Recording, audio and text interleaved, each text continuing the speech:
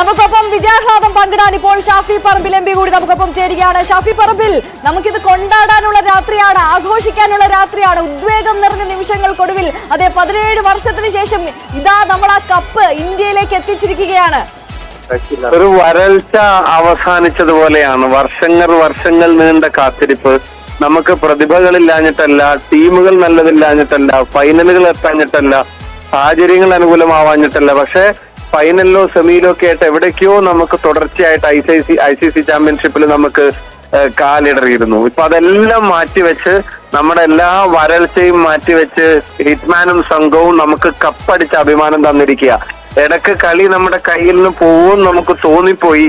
ആ ക്ലാസിന്റെ ഇന്നിങ്സിൽ അവസാനം വന്ന ബൗണ്ടറീസും സിക്സും എല്ലാം കൂടെ വന്നപ്പോഴത്തേക്കും 23 ബോളിൽ വെറും 26 റണ്ണ് മാത്രം മതി എന്നുള്ള ഘട്ടത്തിലേക്ക് എത്തിയപ്പോൾ ഒരു T20 മാച്ചിൽ അത് അസാധ്യമാണെന്ന് ഒരിക്കലും നമുക്ക് കരുതാൻ കഴിയാത്തൊരു സാഹചര്യത്തിൽ നമ്മളെ കളിയിലേക്ക് തിരികെ കൊണ്ടുവന്ന ഓവറുകൾ, ഹാർദിക് പാണ്ഡ്യ മില്ലറിനെയും അതുപോലെ തന്നെ ക്ലാസിനെയും പുറത്താക്കിയ 2 ഓവറുകളും, അതുപോലെ ജസ്പ്രീത് ബുംറയെ പറ്റി രവിശാസ്ത്രി പറഞ്ഞ പോലെ ക്രിക്കറ്റ് ബോൾ എന്ത് ചെയ്യണമെന്ന് അയാൾ ആവശ്യപ്പെടുന്നു, ബോൾ അയാളെ അനുസരിക്കുന്നു എന്നുള്ളതാണ്. അത്ര ടൈറ്റായി ആ ഓവറുകൾ.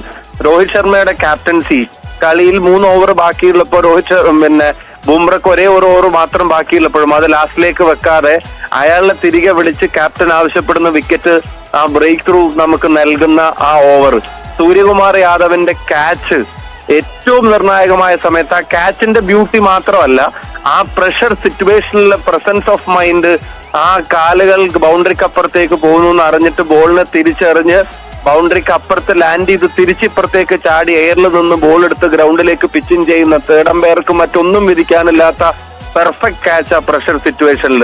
അതുപോലെ വലിയ മാച്ചുകളിൽ ഒരേ ഒരു രാജാവ് എന്ന അന്നും ഇന്നും നമ്മൾ പറയുന്ന കിങ് കോഹ്ലിയുടെ മനസാന്നിധ്യം, ഇന്നിങ്സും അത് നമുക്ക് എടുത്തു പറയേണ്ടതായിട്ടുണ്ട്. ഹാർദിക് പാണ്ഡ്യയെ ഈ മുംബൈ ഇന്ത്യൻസിന്റെ തർക്കത്തിലൊക്കെ നമ്മൾ എവിടെ നിന്നാലും ഇന്നത്തെ ഫൈനൽ മത്സരത്തിൽ ഹാർദിക് പാണ്ഡ്യയുടെ 2 ഓവറുകളുടെ പ്രാധാന്യം എത്ര വലുതാണ് എന്നുള്ളത് നമുക്ക് എല്ലാവർക്കും അറിയാം. അപ്പം അതുപോലത്തെ മനോഹരമായ ഒരു ടീം ഗെയിം, നമ്മൾ കാത്തിരുന്നത് പോലെ ഒരു വിജയം, അത് തീർച്ചയായിട്ടും ഇന്ത്യ അർഹിക്കുന്നു, ഇന്ത്യയിലെ ക്രിക്കറ്റ് പ്രേമികൾ അറിയിക്കുന്നു എന്നുള്ളതൊരു യാഥാർത്ഥ്യമാണ്. നമുക്കൊരു മലയാളി സാന്നിധ്യം ആ ടീമിന്റെ ഭാഗമായിട്ട് അവിടെ ചെന്നിരുന്നു എന്നുള്ളത്. ഇതിനു മുമ്പ് എപ്പോഴെല്ലാം ഇന്ത്യ വേൾഡ് കപ്പ് നേടി അവിടെ എല്ലാം ഒരു മലയാളി സാന്നിധ്യം ഉണ്ടായിരുന്നു എന്നുള്ളത് നമുക്കറിയാം. സഞ്ജു സാംസണെ കളിപ്പിക്കായിരുന്നു, അതൊക്കെ ഇനി മറ്റൊരു അവസരത്തിൽ ചർച്ച ചെയ്യാം. എന്തായാലും നമുക്ക് അഭിമാനകരമായ വിജയം തന്നെയാണ് ഉണ്ടായിട്ടുള്ളത്. അതെ, ഷാഫി സൂചിപ്പിച്ചതുപോലെ തന്നെ നമുക്ക് വിമർശിക്കാനോ വിമർശനങ്ങൾക്ക് അത്തരത്തിലുള്ള വിമർശനങ്ങൾക്കുള്ള സമയമൊന്നുമല്ല. ഷാഫി സൂചിപ്പിച്ചതുപോലെ തന്നെ നമ്മുടെയൊക്കെ നെഞ്ചടിപ്പേറ്റിയ, നമ്മളെയൊക്കെ ശ്വാസം മുട്ടിച്ച എത്ര മുഹൂർത്തങ്ങളാണ് ഈ കളിയിലൂടെ കടന്നു പോയത്. ഷാഫി ഏറ്റവും കൂടുതൽ ടെൻഷൻ അടിച്ച ഏത് നിമിഷമായിരുന്നു? എങ്ങനെ, ചോദ്യം ഒന്നുകൂടെ പറയോ? ഒരുപാട് നിമിഷങ്ങളുണ്ട് നമ്മുടെ നെഞ്ചിടിപ്പേറ്റിയത്. ഷാഫി ഏറ്റവും കൂടുതൽ ടെൻഷൻ അടിച്ചു പോയ മൊമെന്റ് ഏതായിരുന്നു?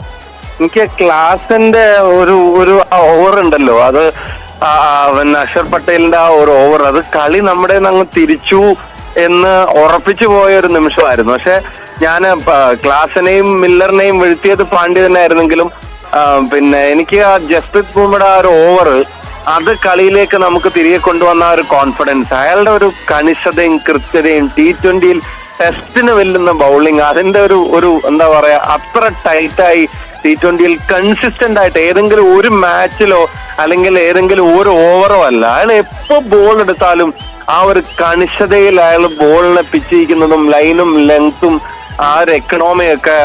ജസ്പ്രീത് ബുംറ ശരിക്കും ഒരു ഗോട്ട് എന്ന് നമ്മള് സച്ചിനെ അല്ലെങ്കിൽ മെസ്സിയെ, റൊണാൾഡോയെ ഒക്കെ നമ്മൾ വിളിക്കാറുള്ളത് പോലെ ക്രിക്കറ്റിൽ ബോളിംഗിൽ ഒരു ഗോട്ട് ഉണ്ടെങ്കിൽ അയാളുടെ പേര് ബുംറ എന്ന് തന്നെയാണെന്നൊരു സംശയവും വേണ്ട. തീർച്ചയായും വളരെ നന്ദി ഷാഫി ഞങ്ങളോടൊപ്പം ചേർന്നത്. ഷാഫി പറമ്പിൽ MLA ആണ് ഷാഫി പറമ്പിൽ MP ആണ് നമ്മളോടൊപ്പം ഇപ്പോൾ.